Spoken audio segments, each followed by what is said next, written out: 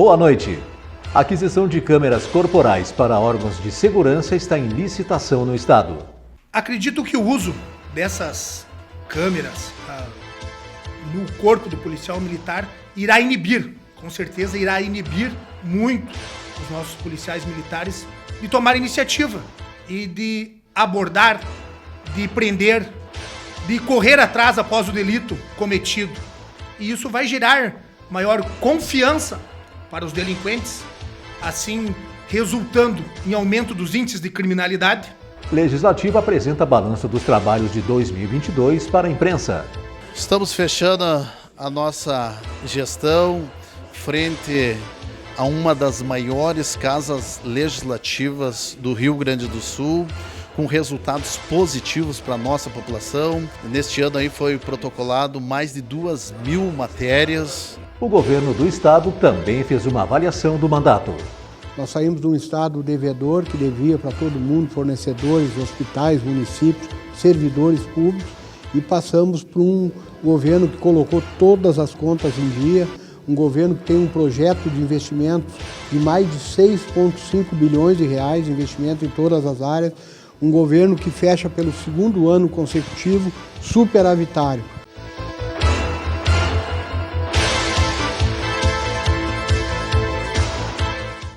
A contratação de serviço de locação de câmeras corporais destinadas à Polícia Civil e à Brigada Militar está em licitação. O tema está gerando discussão entre os agentes do Estado, com opiniões favoráveis e contrárias. Nós conversamos com os vereadores Gil Krug e Tadeu Trindade, que são representantes da classe no Legislativo, que colocaram seus posicionamentos sobre o assunto.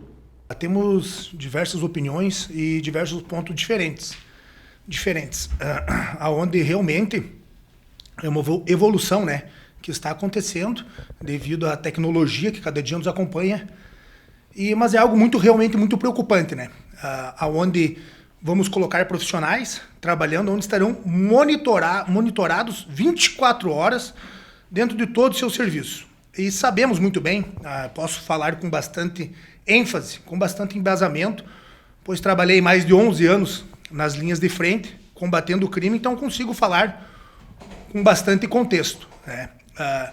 Porque cada dia observamos a legislação que não favorece mais os nossos policiais militares, não dão apoio jurídico, não dão embasamento.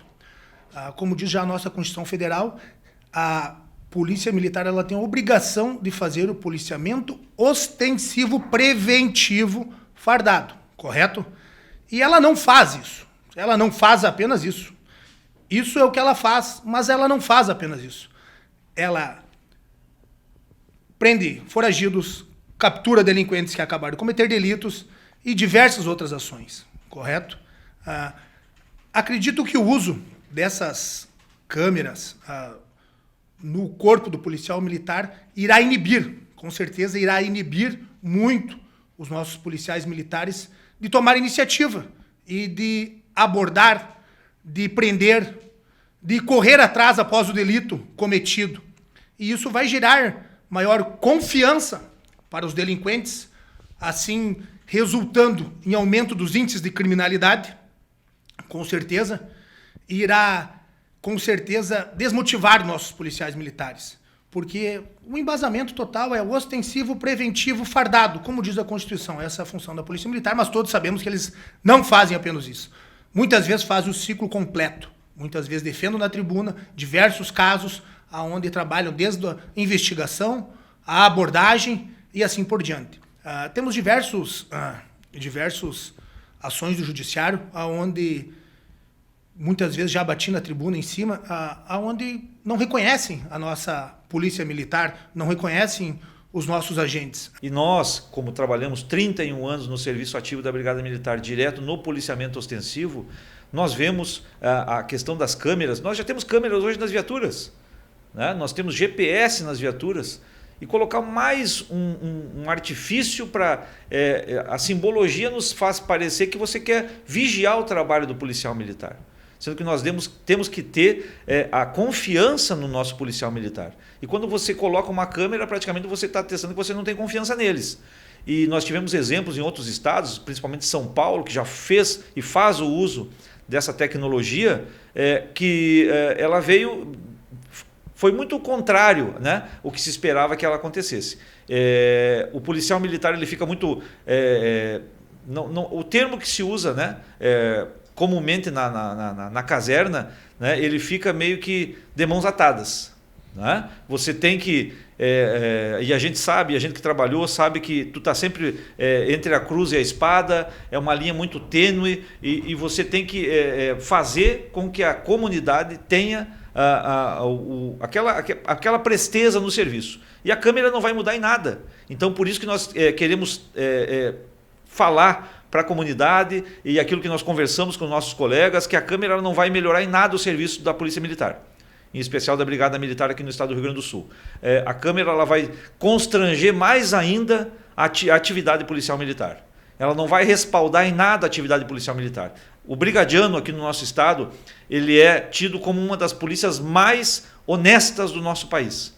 E quando a gente coloca uma câmera para tentar salvaguardar esse trabalho do policial militar, nós não estamos dando o crédito que ele merece. Então nós, no meu ponto de vista, conversamos com vários colegas ativos, inativos, que trabalham em diversos segmentos da nossa Brigada Militar. Na sua grande maioria, 98% são contra. Eles não querem estabelecer um controle. Nós temos que ter a atenção voltada para as necessidades que tem o policial militar. E dentre elas a gente sabe que há muito tempo se luta pela questão salarial, sabemos que o equipamento hoje está sendo recebido, viaturas semi-blindadas, viatura blindada, armamentos de última geração, mas sem o policial militar essa viatura não vai andar e sem o policial militar essa arma também não vai fazer com que o bandido não roube, não mate e não cause transtorno para a nossa sociedade. No momento que ele estiver sendo filmado, estiver com um equipamento 24 horas filmando, escutando áudio do mesmo, isso vai inibir o mesmo. E quem vai pagar com isso? A sociedade. Os índices vão aumentar. Aquele delinquente que poderia ter sido abordado antes de cometer os delitos, por andar com uma arma, com uma faca ou estar foragido, se ele não for abordado antes, ele vai cometer o seu crime, cometer o seu delito, teremos vítimas e iremos aumentar os índices. Aí vai para a nossa polícia judiciária, vai para a polícia civil correr de atrás. Nós vemos, e não são em todas os bairros da nossa cidade, mas nós temos algumas casas no nosso município aqui que às vezes não tem porta, não tem janela, situação extremamente precária das pessoas que vivem ali, Miguel, e eles têm uma câmera em frente à sua casa. Essa câmera é para quê? Para inibir a ação policial. Então o tráfico, os ladrões hoje estão fazendo o uso dessas câmeras, dessas tecnologias para constranger o policial militar. E assim mesmo o policial militar, policial civil, mas em específico nesse nosso caso de hoje, a Brigada Militar, vem fazendo o seu serviço. Eu acho que é um dinheiro que poderia ser investido em outras coisas. É um dinheiro que poderia ser investido, vamos lá, nós tivemos no ano passado um grande número de colegas que tiraram a própria vida, suicidaram. São famílias que ficam aí à mercê do que não tem mais o seu mantenedor, né? Não tem mais o homem ali que ia, o homem ou a mulher, né? Porque tanto o policial militar quanto a policial FEM, eles vão para a rua para prestar o seu serviço, tem uma grande carga psicológica. Então a câmera, eu tenho certeza absoluta que ela não vai fornecer ou trazer uma melhoria para o policiamento. O policiamento já é satisfatório, já é muito bem aplicado pela Brigada Militar por conta dos seus policiais que hoje atuam nas nossas ruas do estado. Vereador, uma questão assim que eu queria colocar para o senhor também a respeito dessas câmeras também, que às vezes o policial às vezes, ele é acusado de excesso, de abuso de autoridade. Isso é porque todo segmento da sociedade tem os bons e os maus, os bons e os ruins. A câmera também não pode auxiliar, por exemplo, assim, para gerar uma prova em favor do policial numa questão dessas? Com certeza, pode auxiliar nesse ponto, com certeza pode auxiliar nesse ponto, deve auxiliar nesses pontos, né? Mas o delinquente, quem estiver cometendo o ato, já não vai mais fazer isso devido ao uso das câmeras. Vou lhe dar um exemplo. 3 da manhã, tu tá passando na Avenida Brasil, tu vê um carro cheio de películas. O policial militar diz, vou abordar esse carro. Se ele estiver andando na Avenida Brasil, eu disse, não vou abordar. Eu não tenho intenção de abordar o mesmo, porque ele não é um suspeito intuído. Não é um suspeito fundado, apenas um suspeito intuído. Mas eu estou sendo filmado, por que eu vou estar abordando ele? Quando eu ver, eu vou ser punido por abordar ele. Agora, se tu for abordar o mesmo, e o mesmo fizer fuga, aí pode te auxiliar em todo momento. correto? No momento que tu for abordar e não oferecer nenhuma resistência, realmente trará benefícios, mas o policial ele irá se omitir, fazer apenas o previsto dentro da Constituição, porque ele não vai estar gerando prova contra ele, porque necessariamente o meio jurídico já não dá amparo aos nossos policiais militares. E não é de hoje isso que a Polícia Militar faz um serviço de enxugar gelo. Muitas e muitas ocorrências, levamos para a delegacia, o delinquente sai antes do que os nossos policiais militares. Nós temos a polícia mais competente e a polícia melhor preparada do Brasil aqui no estado do Rio Grande do Sul. Então eu acho que a questão de salvaguardar o policial militar, não existe policial militar que trabalhe sozinho hoje. Seja na bike patrulha, seja na ROCAM, seja no policiamento preventivo, ostensivo, fardado, então tem sempre um policial militar junto ao outro. Se não for muito um do lado do outro, mas principalmente mantendo a visão um do outro, né? Então eu acho que as pessoas de bem, as pessoas que carecem da segurança pública e que fazem aquele apelo sempre, todos os dias, para que a Brigada Militar ela seja tratada com dignidade, e a nossa sociedade é assim, eu acho que elas vão entender que o policial militar não precisa de uma câmera para respaldar o seu trabalho. O que ele precisa de condições de trabalho e condições para que ele consiga exercer a sua função. Então não vai ser a câmera que vai melhorar ou vai piorar. Temos certeza, e eu entendo essa sua posição aí quando tu fala que a câmera pode vir a salvaguardar de repente alguma informação mentirosa que possa vir em direção à guarnição que atendeu determinada ocorrência, mas eu tenho certeza absoluta. Servi 31 anos, meu pai foi brigadiano e a Brigada Militar está aí há mais de 180 anos, e temos certeza absoluta que vai continuar sempre fazendo um bom trabalho, independentemente de estiver com a câmera GoPro no seu colete ou não. Veja depois do intervalo. Legislativo apresenta balanço dos trabalhos de 2022.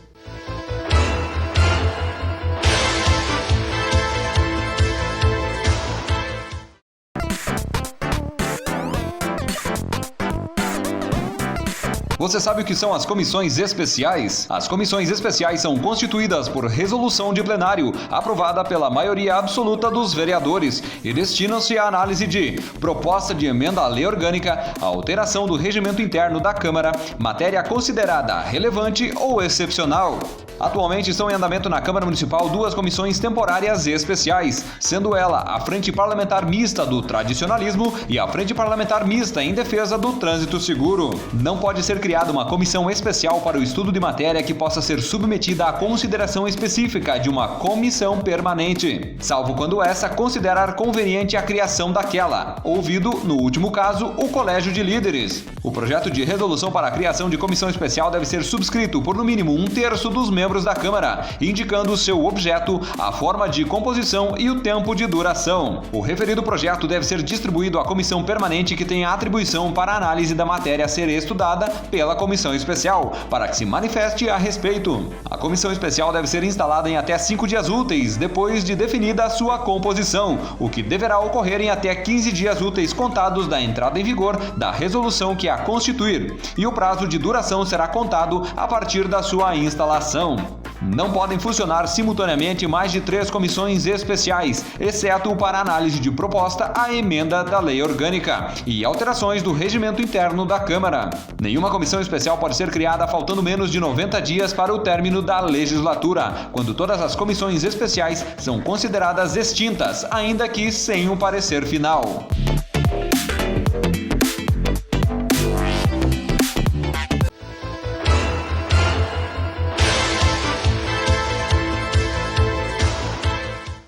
Na manhã de hoje, o Legislativo realizou o tradicional café com a imprensa de encerramento das atividades do ano. O presidente da mesa diretora de 2022, vereador Evandro Meirelles, apresentou as principais ações desenvolvidas durante o período e destacou a economia de 5,5 milhões de reais que serão devolvidos aos cofres municipais. Estamos fechando a nossa gestão frente a uma das maiores casas legislativas do Rio Grande do Sul, com resultados positivos para a nossa população. Neste ano aí foi protocolado mais de 2.000 matérias, né, entre projetos de resolução, projetos de lei complementar, projetos de lei, moções na área da saúde, autorizando a administração a contratação de mais médicos, projetos como de incentivo ao fomento ao empreendedorismo, projeto de inovação para que a nossa cidade possa se modernizar, melhorar, seja mais humanizada, mais moderna, para dar qualidade de vida à nossa população. E também um outro quesito muito importante é a questão da gestão da casa, onde nós aqui trabalhamos numa gestão enxuta, gastando só naquilo que é necessário, não esbanjando a nossa verba, o nosso recurso. Então tivemos aí uma economia de 5,5 milhões de reais, né, que isso retorna aos cofres públicos para que possa ser investido na área da segurança, educação, saúde. Fico muito grato pelo trabalho e agradeço aos servidores da casa, aos meus colegas vereadores e vereadoras que também estiveram junto conosco, me auxiliando para que eu pudesse fazer uma boa administração. Desde o início de sua gestão, o presidente vereador Evandro Meirelles trabalhou em prol da cultura gaúcha e aproveitou a prestação de contas para relembrar projetos voltados a esta causa. A cultura gaúcha é uma cultura que a gente defende, né, no parlamento. Tive orgulho de tomar posse de a cavalo piochado e hoje tenho orgulho de também estar aqui piochado, honrando as tradições gaúchas, que muito me orgulha e até me emociono, porque é uma coisa que a gente ama, a gente adora, né? Honrar as nossas tradições gaúchas. A gente tem um trabalho também de resultado em prol da cultura gaúcha. Aqui posso destacar vários projetos que já passaram por aqui. Destaco um deles, o auxílio financeiro para as nossas entidades tradicionalistas, investimentos para o Parque de Rodeios da Roselândia. Agora seguimos como vereador, mas honrando sempre as nossas tradições. O presidente do Legislativo ressalta o trabalho baseado no diálogo e no bom relacionamento durante a sua gestão e dá boas-vindas à nova mesa diretora de 2023. A nossa gestão foi uma gestão de portas abertas, onde a gente não precisava marcar horário, era só chegar. Se eu tivesse disponível, a porta da sala da presidência estava sempre aberta para atender a nossa população. Então fizemos uma gestão aí de resultado, cumprimos o nosso compromisso, uma experiência nova na minha vida, fico muito grato, muito orgulhoso e agora desejo aí sucesso e boa sorte ao nosso próximo presidente, a próxima mesa diretora, que é o Dr. Alberi Grande, que estará à frente, né, e o que precisar estaremos aí trabalhando junto com a próxima mesa diretora. Temos aí mais 2 anos de mandato como vereador e trabalhando e ajudando cada vez mais a nossa cidade de Passo Fundo. Uma terra pujante, uma terra de trabalhadores e uma terra que precisa, de fato, de políticas de resultado para melhorar cada vez mais a vida da nossa população. E o governador do estado também apresentou o balanço da gestão 2019-2022. Veja o que disse Ranolfo Vieira Júnior. Destaco tudo aquilo, né, que foi realizado, especialmente o equilíbrio fiscal do estado. Nós saímos de um estado devedor que devia para todo mundo, fornecedores, hospitais, municípios, servidores públicos, e passamos para um governo que colocou todas as contas em dia, um governo que tem um projeto de investimentos de mais de 6,5 bilhões de reais, investimento em todas as áreas, um governo que fecha pelo 2º ano consecutivo superavitário. Nunca é demais lembrar, infelizmente, o nosso estado dos últimos 50 anos, em 42 deles fechou no vermelho, fechou deficitário. Somente em 8 anos fechou superavitário. E no nosso governo é o 2º ano consecutivo que nós conseguimos atingir isso aí. O equilíbrio fiscal é fundamental porque é ele que nos dá sustentação para que o Estado preste os seus serviços, né, em todas as áreas, mas especialmente naquelas áreas que são da atividade fim do Estado. Saúde, segurança e educação. Pela primeira vez no Estado, nós quebramos um paradigma e reelegemos um projeto, reelegemos um governador que vai dar seguimento, sim, a tudo isso que está posto. Nós sempre dissemos, né, de que o nosso governo era um governo de evolução em relação ao governo anterior, o governo Sartori, não rompemos, não houve uma ruptura, e agora eu posso aqui dizer para vocês que o governo Eduardo Leite e Gabriel Souza deverá ser o governo da evolução, ou seja, seguir nessa linha, aprimorando, qualificando cada vez mais a prestação de serviços e o Estado, né, conseguindo cada vez mais pagar em dia suas contas. E essas foram as informações do Jornal da Câmara de hoje.